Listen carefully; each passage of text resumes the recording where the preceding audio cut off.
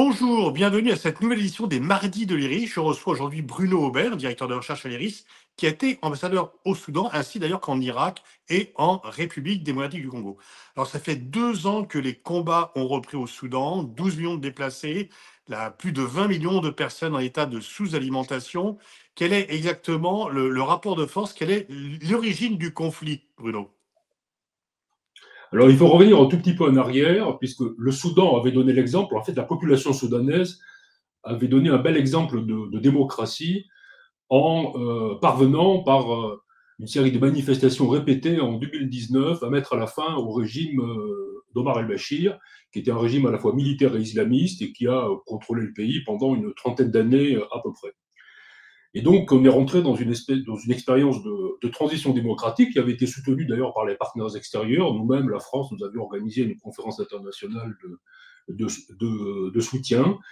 Et 4 ans après, donc, deux chefs militaires se conjoignent leurs efforts pour faire un coup d'État. C'est en 2021. Et donc, ce sont les protagonistes de la guerre actuelle qui, 2 ans, alors 2021, le coup d'État qui met fin à l'expérience de transition démocratique, et 2023, les deux protagonistes du coup d'État se livrent à une atroce guerre pour le pouvoir entre eux, donc qui débute il y a exactement 2 ans, et qui entraîne dans une spirale terrible, catastrophique, l'ensemble du pays et des populations.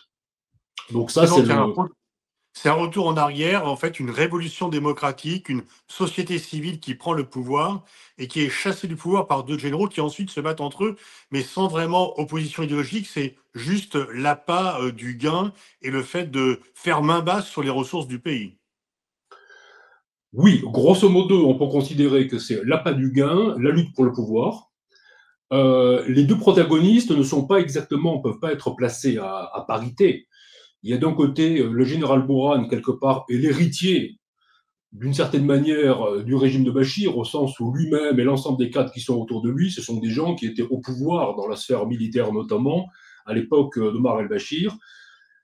Le général Hemeti, chef des forces de soutien rapide, avait réussi à la fin du régime de Béchir de se placer dans une situation avantageuse comme étant à la tête d'une force de supplétifs. Ces supplétifs eux-mêmes, les forces de soutien rapide, sont les héritiers des Janjaweed, les fameuses milices qui sont livrées aux atroces massacres des années 2003 à 2004, pour lesquels d'ailleurs la CPI avait accusé de génocide le régime et Omar el-Bachir.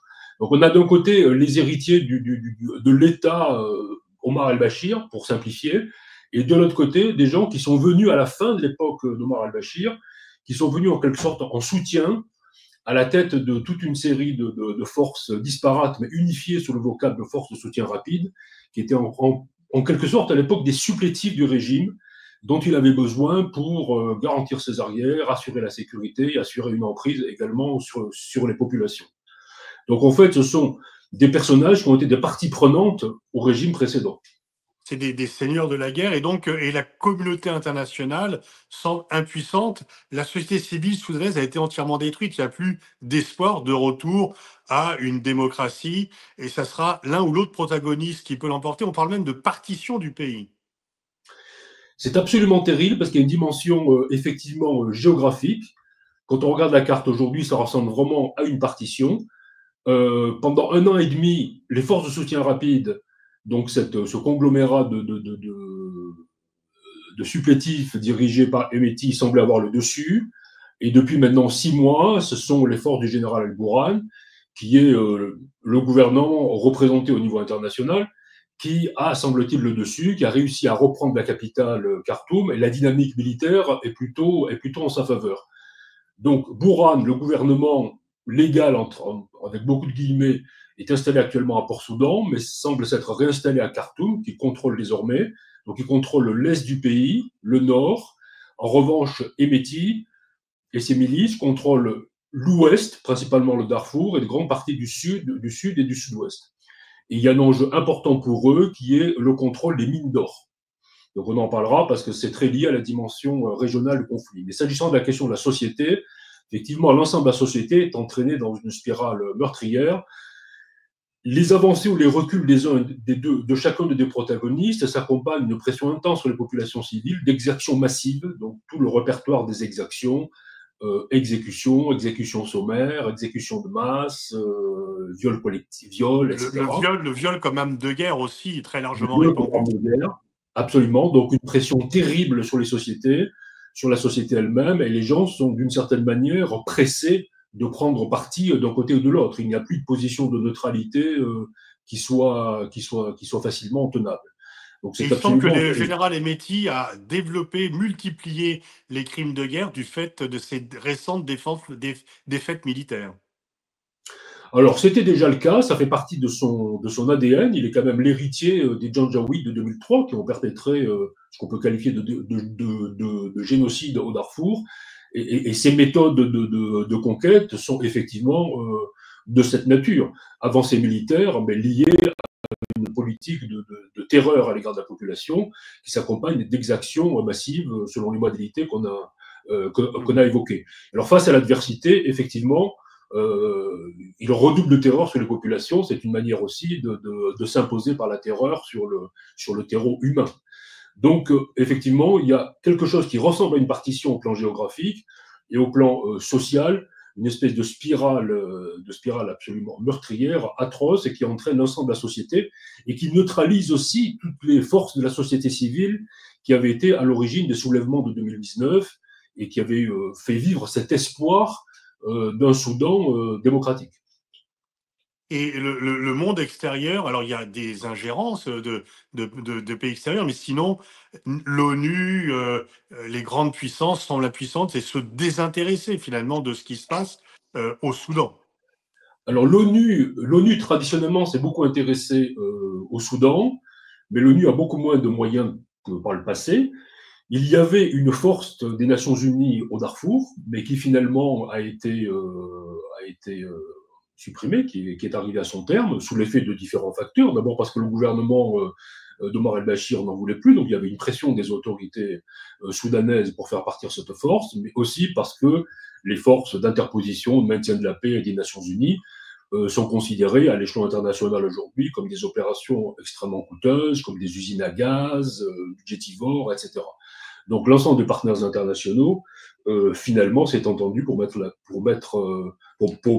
fin à cette opération des Nations Unies, qui aurait pourtant été bien utile.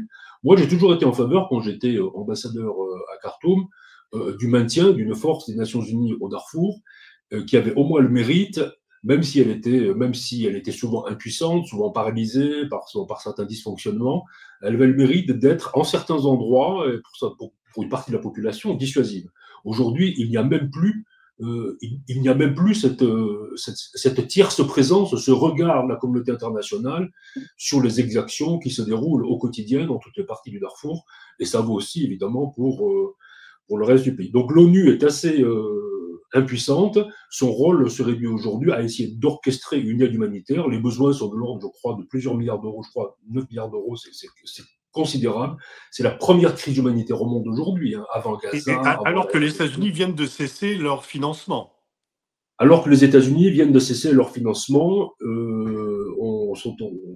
sont en train de liquider le USAID, qui est une grande source de financement humanitaire sur les actions de stabilisation, etc. Donc ça a un effet complètement dévastateur. Ça augmente encore l'effet terrible sur la société. Il y a eu plusieurs tentatives de conciliation, mais qui ont toutes tourné court.